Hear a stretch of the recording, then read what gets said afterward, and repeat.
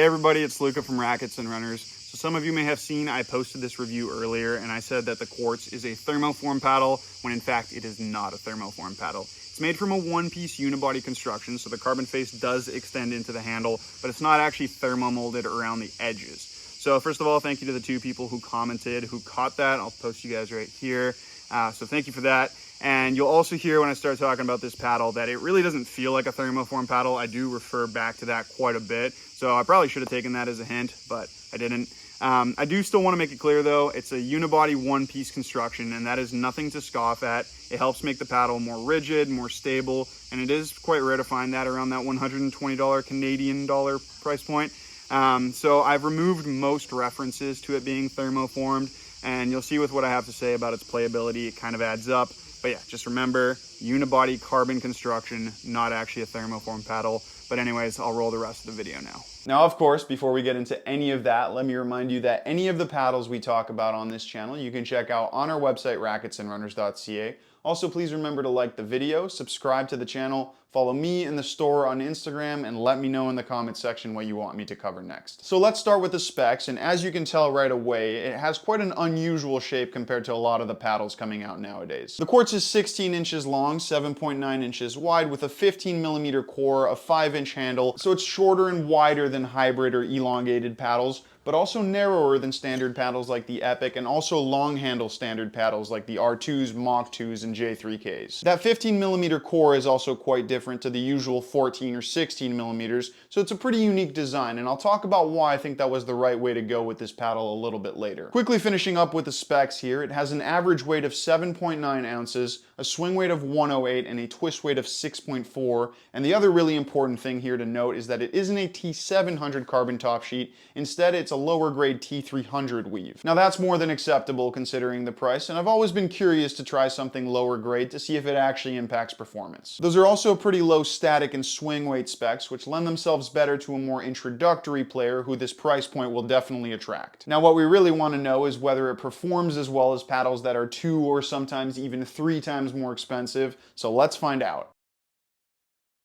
So I'm going to say it right away, no beating around the bush. This paddle is not going to render all of its more expensive thermoformed unibody competition obsolete. We'll talk more about why in the next sections, but if you thought that this could replace your Double Black Diamond, your Ruby, your Gen 2 Scorpius, or your Filth, that's probably not going to be the case. The thing is, the differences are subtle, so only players with experience will notice them, which means the Quartz is made for players new to the sport or for players looking to buy their first high-performance paddle. This is still a significantly better paddle for any price point between that $60 and $130, and if you're looking for a paddle around that price, that's probably because you're still learning the ropes in this sport. This is also where I think the shape and weight specs are an excellent design choice by SixZero.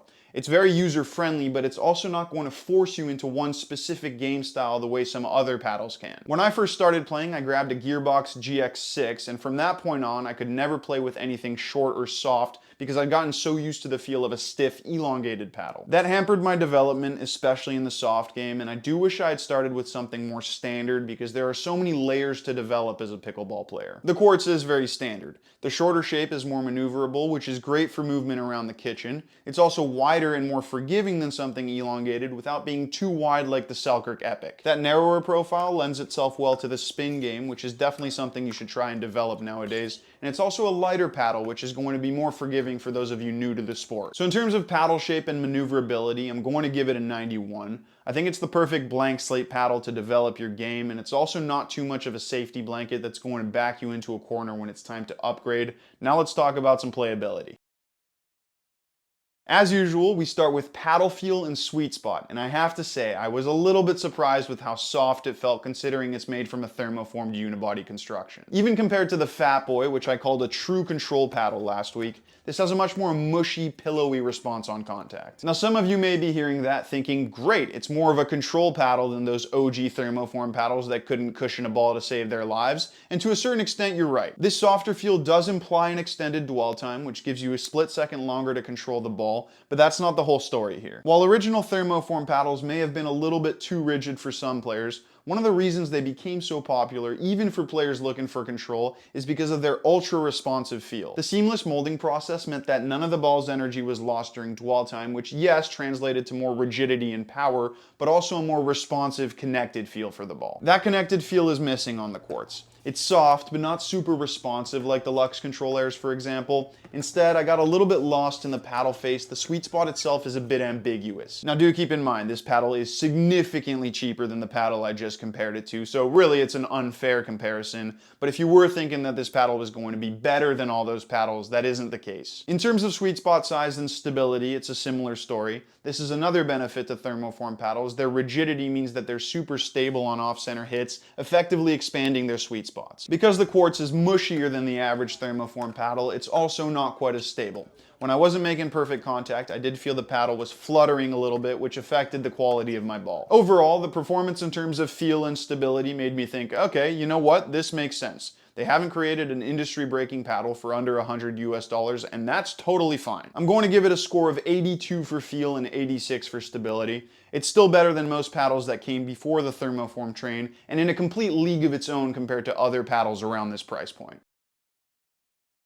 Now what I just said about feel and sweet spot doesn't change the fact that this is still a soft paddle, which implies a long dwell time, and a lot of players are going to appreciate that when it comes to control. Having an extra split second to grab and guide the ball is a great thing in the control game, and I found it performed best in and around the kitchen while I was dinking. That dwell time means that even if you do initially mess up your shot, you can sort of edit it while the ball is in the paddle face, and that'll teach more introductory players proper technique in the touch game. This shorter and narrower shape is also great in those situations because it is quite maneuverable, so I could react quickly if I did initially mess up. Now I didn't mesh with it as well in the touch and control game away from the kitchen, so anytime I had to drop or reset the point from a more random position around the court. In these situations, the ball isn't coming at you with the same monotonous loopiness that you get during dink fests. It can come at you with more pace, more spin, and you have to adjust your shot accordingly. Because the feel is a bit ambiguous, I didn't always have that confidence that I was applying the right power. I did have that dwell time to compensate if I messed it up, but I always prefer something with a slightly more confidence-inducing feel. Also, when a ball was coming really quickly at me, so for example on overheads, that's where the lack of stability was most apparent, and I didn't feel like the paddle was blocking it back as efficiently as possible. A bit of lead tape would definitely help with that consistency and stability in the control game,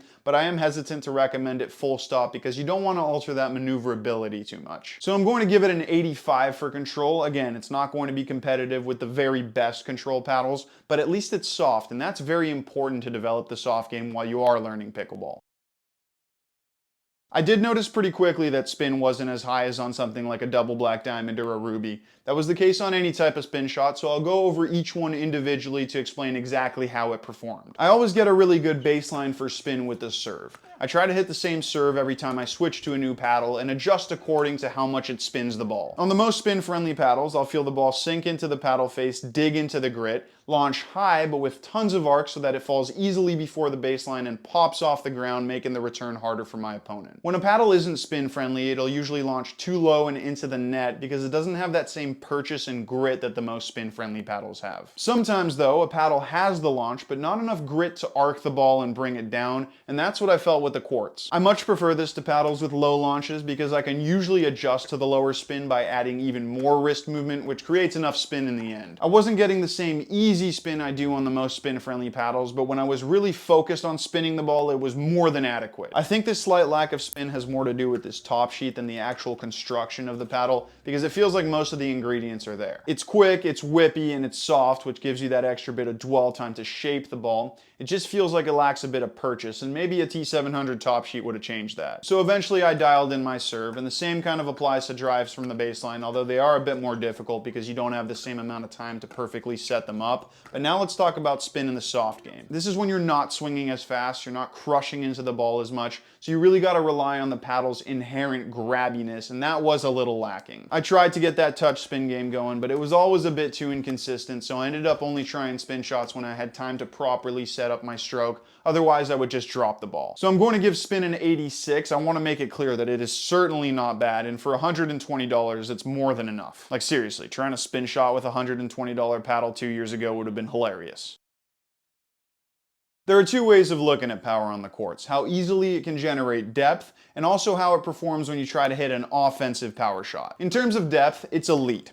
Although it's not as rigid as the most powerful thermoform paddles, it still has quite a large paddle face, and it's maneuverable, so it's easy to generate paddle head speed to push the ball deep. This is great for newer players who need a bit of help to generate depth, especially on returns, because it pushes the ball deep, which gives you time to get up to the kitchen, and you don't have to swing too hard to do that. Now, power when you're looking to hit hard from the baseline or put away a volley up at the net isn't quite as good. The softer feel does limit the amount of velocity you can put on the ball. It's also not that long, so leverage isn't quite as high as what you'll get with a hybrid or elongated paddle, and when you combine that with the softer feel, it's definitely not a paddle you get that much top-end power with. I honestly didn't mind this too much from the baseline. Because it's not the most spin-friendly, too much power would have been uncontrollable, and pop was a little bit better up at the net. This is where that lack of leverage is much less apparent, and the shorter shape actually benefits you because you can generate easier racket head speed to flick at volleys. So for power, I'm going to give it an 84 and pop an 86. And I also have to say this 15mm core didn't really stand out to me as more or less powerful than 14 or 16mm. So like I said earlier, the Quartz isn't made for very high levels who are looking for a paddle that's going to rival the very best at a significantly lower price. Its playability doesn't have that competitive edge that most top-end paddles do, but what I did really appreciate here was that well-rounded playability. As you can see, spin, power, feel, and control, they all have a similar final rating, which means that no one thing stands out as significantly better than any other. That's perfect for players new to the game, and I think it will be extremely popular for that very reason. It leaves it up to the player to determine what style they want to develop, not the paddle. Once you figure that out and worn out the Quartz, you can upgrade to something with more specific playability, and it'll also be an easy transition to whatever paddle you go to because it's so well-rounded. I also have to say that it's totally logical that it's not the best paddle in every category, because that would have been pretty crazy at this price point. Some prices in pickleball are exorbitant, I'm not denying that, but better technology exists, and that costs a little more. So the Quartz won't break pickleball, but it is by far the best paddle I've ever tested for that $120 price point. With that said, that is going to be the end of this review. Thank you so much for watching, and remember that if you do want to demo the Quartz, you can come visit us in store, or if you want to buy it, you can go online at racketsandrunners.ca.